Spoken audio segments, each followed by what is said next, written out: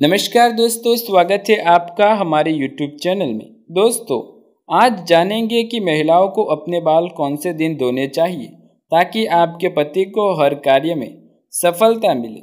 साथ ही हम आपको बताएंगे किस दिन बाल नहीं धोने चाहिए और साथ ही अगर किसी खास त्यौहार पर, शुभ मुहूर्त पर अगर महिलाएं बाल नहीं धो पाती तो क्या उपाय कर सकते हैं। दोस्तों, माना जाता है कि परिवार और पुरुष की सफलता उसके घर के लक्ष्मी पर निर्भर होती है।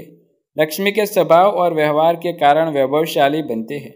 कोई शक नहीं है कि हमारे देवी देवता भी अपनी अर्धांगिनी को ही अपनी शक्ति मानते हैं। जैसे श्री हरि विष्णु के लिए माता लक्ष्मी वह प्रिय है, वैसे भी शिव शक्ति के लिए शिव भी अधूरे है। समाज में स्त्री को अन्नपूर्णा, लक्ष्मी, सरस्वती और वैभव लाने वाली माता माना जाता है। अगर घर की लक्ष्मी धर्म अनुसार आचरण करे तो घर को मंदिर बना देती है। इसलिए तरह की सुहागिन महिलाओं को यह नियम का पालन करना भी आता है। अगर कोई स्त्री नियमित रूप से पालन न करे तो हो सकता है उसका भुगतान उसके पति के घर संतान को भरना पड़ सकता है। इस बात का ध्यान रखें।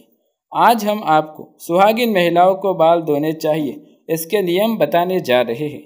सुहागिन महिलाएं जान सकती है कि कौन से वार, कौन से त्यौहार को बाल धोने के लिए उत्तम माना जाता है और किस दिन बाल धोना अशुभ कारक है। कुंवारी कन्याओं को भी बुधवार के दिन बाल धोने नहीं चाहिए और खासकर उन कन्याओं को जिनके भाई छोटे हैं। ऐसा शास्त्रों में कहा गया है कि जो कन्या बुधवार को बाल धोती है उसके छोटे भाई को कष्ट उठाना पड़ता है। उनके छोटे भाई का स्वास्थ्य उनके जीवन पर कोई ना कोई समस्या बनी रहती है। दूसरी बात दोस्तों, आज का समय बदल रहा है जिससे लोग प्रभावित होकर किसी भी शुभ त्यौहार, शुभ तिथियां, मुहूर्त में बालों को काटना या धोने के जमाने में जुड़ गए हैं। लेकिन हिंदू पंचांग के अनुसार महिलाओं को किसी भी शुभ तिथि पर बाल न तो काटना चाहिए और न ही धोने चाहिए, बल्कि एक दिन पहले यह सारे काम कर लेने चाहिए। बाल धोना या कटवाना शुभ नहीं माना जाता।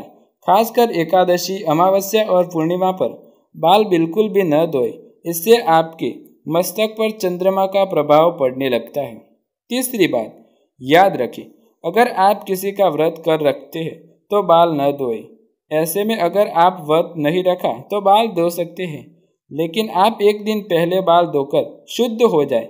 जिस दिन व्रत रखती है उस दिन बाल कदापि न धोए। किसी कारण उस दिन आपको बाल धोने पड़ जाए तो आप यह उपाय कर सकते हैं। आप अपने बालों में कच्चा दूध लगाकर बाल धो सकते हैं। चौथी बात, सुहागिन महिलाओं को गुरुवार के दिन बाल नहीं धोने चाहिए। महिलाओं को बल्कि पुरुषों को भी नहीं बाल कटवाने चाहिए और ना ही धोने चाहिए। शास्त्रों के अनुसार भी सुना होगा कि गुरुवार के दिन घर में पोछा नहीं लगाना चाहिए।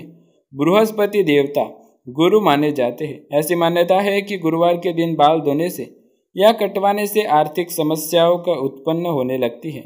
आप भी ये बातें ध्यान रखें, वरना आपको भी नुकसान भुगतना पड़ सकता है। अगर आप एक की पुत्री माता है, आपके पुत्र की प्राप्ति कामना है तो उन महिलाओं को शुक्रवार के दिन बाल जरूर धोने चाहिए। छठी बात, शनिवार के दिन शनि महाराज का दिन माना जाता है।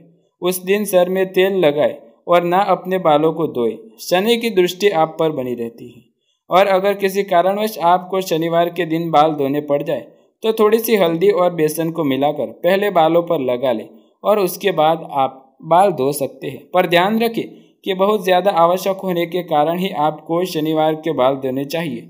यदि जितना ज़रूरी हो उतना ही। यदि ऐसी कोई खास ज़रूरत न हो तो आप शनिवार के दिन बाल धोने से बचें, वरना आपको नुकसान भी हो सकता है। सुहागिन स्त्री अपनी मांग में सिंदूर भरकर किसी की पूजा में शामिल हो सकती है, क्योंकि मांग का हिस्सा गंगा सिंदूर माना जाता है, जो सुहागिन स्त्री सौभाग्य को दर्शाती है, जिसे स्वयं देवता देवी भी कहा जाता है। हालांकि पुरुष को सदैव नहाने के बाल धोने के बाद ही पूजा आदि में शामिल होना चाहिए, लेकिन सुहागिन महिलाएं बिना बाल धोए सिंदूर लगाकर भी पूजा यज्ञ में शामिल हो सकती है। दोस्तों, जब बात सिंदूर की आती है तब खास बात मालूम होता है, वरना इसका गलत तरीके से किया गया उपयोग आपके पति की मृत्यु का कारण भी बन सकता है।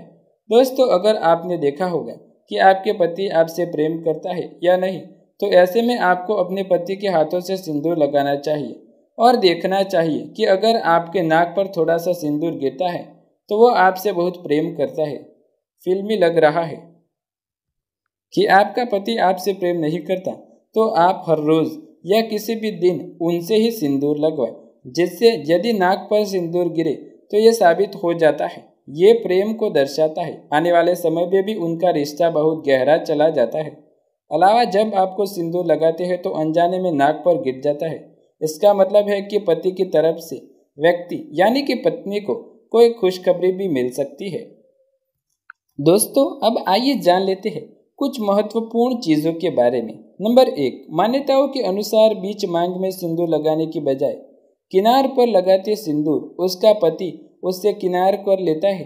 पति पत्नी आपसी रिश्तों में भेदभाव होता है और वो आपस में मिल नहीं सकते। नंबर 2, यह बात तो आप जानते होंगे कि अपनी माँ के बीचों बीच लंबा सिंदूर लगाती है तो उसके पति की आयु की लंबी होती चली जाती है। माता पार्वती का आशीर्वाद उस जोड़े पर हमेशा बना रहता है क्योंकि माता पार्वती अखंड सौभाग्यवती का वरदान हमें देती है। नंबर 3, मान्यताओं के अनुसार अपने मांग में सिंदूर को बालों से छुपा लेती है उसका पति भी समाज में छिपा रहता है, उसके पति को मान सम्मान नहीं मिल पाता, इसलिए कहा जाता है कि सिंदूर को लंबा लगाए और साफ साफ दिखाई दे। वैसे ही आप सिंदूर को दिखाए सजी सावरी सौभाग्य को दर्शाती है और ऐसे महिला की खूबसूरती पर 4 चांद लग जाते हैं और अपने पति को भी सफलता दिलाती है। माथे पर सिंदूर लगाते वक्त महिलाओं को काफी सावधानी बरतनी चाहिए। तय कर लेना चाहिए कि सिंदूर को माथे के बीचों बीच लगाए, अगर कहीं और यानी कि बीचों बीच से और जगह पर लग गए तो इससे व्यक्ति को नुकसान भी हो सकता है। माथे पर सिंदूर लगाते वक्त अगर हाथों से गिर जाए तो अपशकुन माना जाता है, रिश्तों में दरार भी आ सकती है, इसलिए आप सिंदूर लगाते वक्त ध्यान रखें या फिर नीचे बैठकर एक स्थान पर बैठकर ही सिंदूर लगाएं। याद रहे यह सिंदूर किसी बच्चे के हाथ में नहीं आना चाहिए वरना ये गिर सकता है और अपशकुन का संकेत भी देता है। जिस व्यक्ति को सपने में स्त्री के दर्शन होते हैं ये बहुत ही शुभ माना जाता है, उसके जीवन में खुशियां आने वाली होती है।